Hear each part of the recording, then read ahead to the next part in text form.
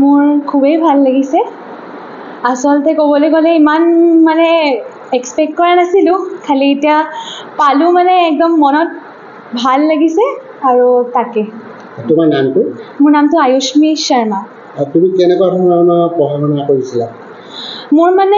সঁচাকৈ ক'বলৈ গ'লে মই বেছিকৈ এনেকুৱা বহুত কাল ল'ৰা ছোৱালী থাকে যোনে মানে 16-17 ঘণ্টা পঢ়ে মই তেনেকুৱাৰ ভিতৰত মানে নাছিলোঁ মই আচলতে যোনটো সদায় পঢ়াই যায় মই সেইটোকে ঘৰলৈ গৈ আকৌ ৰিভাইজ কৰোঁ সেই তেনেকেই এইবাৰ মানে 99.2% পাবলৈ সক্ষম হৈছোঁ মই ক্ৰেডিটটো দিম মই গোটেই স্কুলখনকে প্ৰথমতে ক'বলৈ গ'লে গোটেই স্কুলখনকে তাৰপিছত মোৰ মা দেউতা আচলতে চবতকৈ ডাঙৰ ক্ৰেডিট ইয়াত কাৰণ তেওঁলোকে মোৰ ওপৰত বিশ্বাস ৰাখিছিলে যে মই পাৰিম বুলি আৰু ইমান কষ্ট কৰে মা দেউতাই অকল মোৰ কাৰণে আৰু মোৰ বা এজনী আছে তো সেইকাৰণে স্কুলক ক্ৰেডিট মা দেউতাক ক্ৰেডিট আৰু প্ৰিন্সিপাল মেম প্ৰভাতী বিশ্বাস মেম তেওঁলোকে বহুত বিশ্বাস কৰিছিল মানে যে মনত এইটো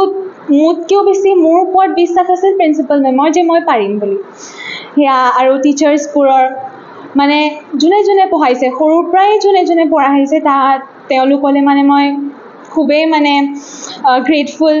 যে তেওঁলোক আছিল মোৰ কাৰণে আৰু হয় মই গানত মই 4th year কমপ্লিট কৰা আৰু ভাৰতনাট্যম ডান্সত মই বিশাৰদ কমপ্লিট কৰা অসুবিধা হয় নাই আচলতে ক'বলৈ গ'লে মা দেউতাই মোক সৰুৰ পৰাই এইটো বস্তু শিকাইছিল যে দুটা বস্তু কেনেকৈ বেলেঞ্চ কৰিব লাগে এতিয়া সৰুৰ পৰাই ডান্স গানৰ লগত জড়িত যিহেতু পঢ়াৰ লগত মানে মোৰ তেনেকুৱা কোনো প্ৰব্লেম হোৱা নাছিলে আগৰ পৰাই মা দেউতাই এইটো শিকাইছিলে যে যিমানেই যি নহওক লাগিলে পঢ়াটো সদায় বচাই ৰাখিবি সেইটো কাৰণে তেনেকুৱাই মানে মাইণ্ডছেট লৈ পেলাই মই আচলতে এয়া পঢ়িছিলোঁ ভৱিষ্যত এতিয়াতো মোৰ চিকিৎসক বনিবলৈ মন আছে এতিয়া সেইটো কাৰণে এতিয়া চাওঁ এতিয়া দিম নীট দিম আচলতে মইতো সঁচাকৈ ক'বলৈ গ'লে গেমৰ লগত একেবাৰে জড়িত নহয় আগৰ পৰাই মানে আচলতে এই প্ৰব্লেমটো আহিলে যেতিয়াৰ পৰা ক'ভিড ষ্টাৰ্ট হ'ল ক'ভিডৰ পৰাই ফোনটোৰ লগত বেছি জড়িত হ'বলৈ ল'ৰা ছোৱালীবোৰে মানে ষ্টাৰ্ট কৰিলে খালি সেইটো বস্তুৱে মোক এফেক্ট নকৰিলে কাৰণ মোৰ সৰুৰ পৰাই ফোন নাছিল মানে মা দেউতাৰে ফোন আছিল যি আছিল তাৰপাছত 8, 9, 10ত মই নিজৰ ফোন পালোঁ তথাপিও মানে এটা লিমিটত চলাইছিলোঁ যে নিজকে বান্ধি থৈছিলোঁ যে মানে এইটো সময়ৰ পৰা এইটো সময়লৈকে মই ফোনটো চাব লাগে পঢ়াৰ সময়ত কেতিয়াও ফোন নচলাইছিলোঁ কিবা দৰকাৰ হ'লে কিবা বোলে বুজি পোৱা নাই ডাউট হৈছে তেতিয়া বেলেগ কথা তেতিয়া ফোনটো মানে আচলতে ইউজফুল কামৰ কাৰণেই ফোনটো ইউজ কৰিব লাগে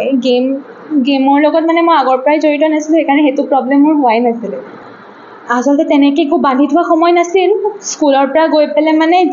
দিনটোত যি পঢ়াইছে সেইটো পঢ়োৱাৰ উপৰিও হোমৱৰ্ক দিছে সেইটো কৰিছিলোঁ তেতিয়া মানে লাষ্টলৈ তেনেকুৱা কৰিলে মানে লাষ্টলৈ প্ৰেছাৰটো নাথাকিছিল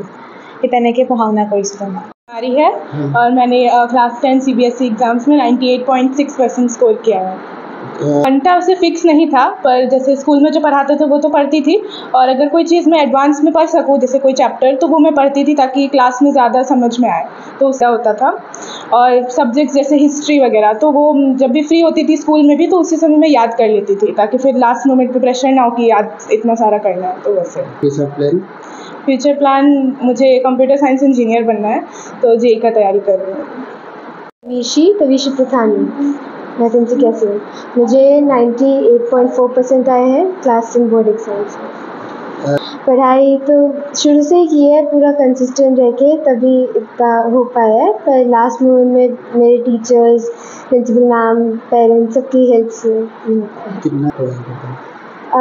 लास्ट के मोमेंट में हर रोज़ 7-8 घंटे पढ़ती थी लास्ट के मोमेंट में इससे पहले 2-3 घंटे हर प्रिंसिपल मैम हमारे स्कूल सारे टीचर्स मेरे ट्यूशन टीचर हो गए स्कूल के टीचर्स ने तो बहुत हेल्प करी और मेरे पेरेंट्स अभी तो मैंने कॉमर्स लिया है अभी भी देख रही हूँ क्या क्या सब्जेक्ट पसंद आएंगे क्या नहीं आएंगे पर सोच रही हूँ CA करने का CA करना सोच रही हूँ আজি যেটো কালি যোৱাকালি যেটো CBSE ক্লাছ 10 আৰু 12 যেটো ৰিজাল্ট ডিক্লেয়াৰ কৰিলে এইবাৰ আমাৰ ডিব্ৰুগড়ৰ কাৰণে এইটো গৌৰৱৰ কথা কি আমাৰ ডিব্ৰুগড়ত আমাৰ দিল্লী পাব্লিক স্কুল খুব ভাল ৰিজাল্টটো কৰিছে আৰু আমাৰ ৰিজাল্টটো 100% আছে আৰু যি ক্লাছ 10ত 74 ষ্টুডেণ্টছ এপিয়াৰ কৰিছিলে তাৰ ভিতৰত 40% ষ্টুডেণ্টছ 95%কে বেছি মাৰ্কসটো অবটেইন কৰিলে আৰু ক্লাছ 12 যেটো আমাৰ ফাৰ্স্ট বেচ আছিল স্কুলটো আমাৰ স্কুল খোলা 6 বছৰে হৈছে তো এই 6 বছৰত এইটো ষ্টেজত পোৱাটো বহুত ডাঙৰ কথা আৰু ক্লাছ 12 আমাৰ ফাৰ্স্ট বেচ এই বছৰত আছিল তাত 60 ষ্টুডেণ্টছ এপিয়াৰ কৰিলে এই 60 ষ্টুডেণ্টছৰ ভিতৰত 25% ষ্টুডেণ্ট 95%তকৈ অধিক মাৰ্কস পাস কৰিছে আৰু তাত হাইয়েষ্ট যেটো আছে হাইয়েষ্ট আপোনাৰ কম আয়ুষ্মি শৰ্মা ক্লাছ 10ত তাই তো আমাৰ পুৰা অসমতে নহয় পুৰা ভাৰতবৰ্ষত টপ ৰিজাল্ট কৰি 99 মানে one of the top result কৰি 99.2% মাৰ্কস অবটেইন কৰিলে তো এটো আমাৰ খালি ডিব্ৰুগড় বাকি নহয় গোটে অসম বাকিৰ কাৰণে এটো গৰ্বৰ কথা কি আমাৰ এটা ছোৱালীয়ে ইমান মাৰ্কস উত্তীৰ্ণ কৰি সবৰ নামটো ইমান আমাক আগবঢ়াই লৈ গৈছে আমাৰ নামটো পুৰা অসমৰ নামটো ইমান আগলৈ পুৰা ভাৰতবৰ্ষত শ্ৰেষ্ঠ হিচাপত আমি নামটো কৈছে সো মই আপোনাৰ আৰু পাহৰিলো কি 12টো প্ৰথম তৈয়াৰ বুলি লোৱাটো 98.2% উত্তীৰ্ণ কৰি এই ৰিজাল্টটো ভাল গৈছে আৰু আপুনি এতিয়া যেটো কথাটো কৈছে কি স্কুল বস্তুটো স্কুলত এনেকুৱা হয় যে স্কুল আমাৰ কোনো এজনৰ কাৰণে স্কুল নহয় স্কুল এটা ৰাজহুৱা বস্তু তাত প্ৰিন্সিপাল হোক মেনেজমেন্ট হোক চৰকাৰৰ হোক ৰাইজৰ হোক অভিভাৱক হোক ষ্টুডেন্টৰ সবক সহযোগত স্কুল এটা আগবাঢ়ি আহে তো স্কুল যদি ভালকে চলা মানে ইয়াত সবৰে এটা কোঅৰ্ডিনেটেড সবৰে এফৰ্টটো হোৱাৰ কাৰণে আজি আমাৰ স্কুলত আমি চেষ্টা কৰো কি ল'ৰা-ছোৱালী খালি পঢ়াতে নহয় পুৰা হলিস্টিক মানে ওভাৰঅল গুটেটো ডেভেলপমেন্টৰ কাৰণে আমি এই শিক্ষাটো দিও আমাৰ স্কুলত আমি স্পোৰ্টস এক্টিভিটি লগ স্কিল ডেভেলপমেন্ট আমি বহুত গুৰুত্ব দিও স্কিল ডেভেলপমেন্টৰ ওপৰত তাৰপিছত আমি স্কুলত যোগা মানে যিমানো বিভিন্ন ধৰণৰ বেলেগ যেটো আৰু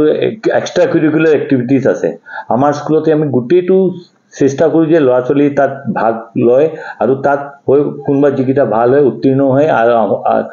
আমাৰ অসমৰ আৰু ভাৰতবৰ্ষৰ নামটো কৰে হেতু আমাৰ চেষ্টাটো থাকে আৰু টিচিং ষ্টাফো আমাৰ আমি যিকিজন আছে টিচিং ষ্টাফ প্ৰিন্সিপাল তাৰপিছত ষ্টুডেন্টস পেৰেন্টস সবৰো ইমান সহযোগ সবে ইমান কোঅপাৰেট কৰি যেটো ৰিজাল্টটো আমি যেটো 4-5 বছৰ যেটো ইমান ভাল ৰিজাল্ট আমি পাবলৈ যেটো আমি সক্ষম হৈছো তাৰ কাৰণে সবৰে এফৰ্টৰ পৰাহে এইটো বস্তুটো আমি এচিভ কৰিছো जी मैं दिल्ली पब्लिक स्कूल डिब्रूगढ़ की प्रधानाचार्य हूँ प्रिंसिपल हूँ तो डेफिनेटली ये मेरे लिए बड़े ही गर्व की बात है कि क्लास 10 में आयुष्मी शर्मा ने 99.2% हासिल किया है जो मुझे लगता है कि one of the finest in the country है not just in the north east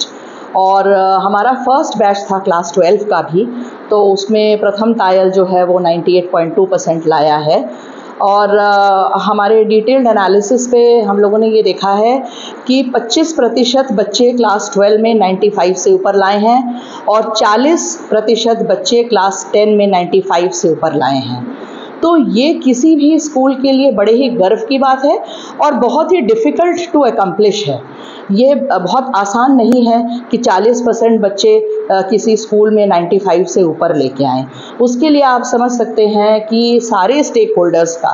बच्चे पर्टिकुलरली उनके टीचर्स उनके माता पिता स्कूल मैनेजमेंट का सबका कलेक्टिव एक विज़न एक मेटिकुलस प्लानिंग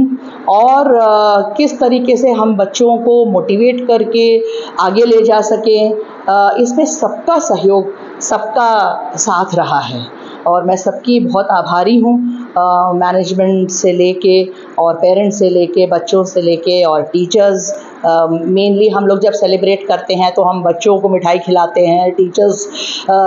को भी फेलिसिटेट करते हैं हमारा फेलिसिटेशन फंक्शन होता है बहुत धूमधाम से पेरेंट्स को भी हम लोग बहुत फेलिसिटेट करते हैं but at the same time बहुत सारे लोग इन बच्चों को कामयाब करने में एक पीछे से जो सहयोग देते हैं चाहे वो हेल्पर स्टाफ हो चाहे सोसाइटी हो चाहे उनके एक्सटेंडेड फैमिली मेम्बर्स हो सबका ही सहयोग बहुत बहुत ज़रूरी है क्लास में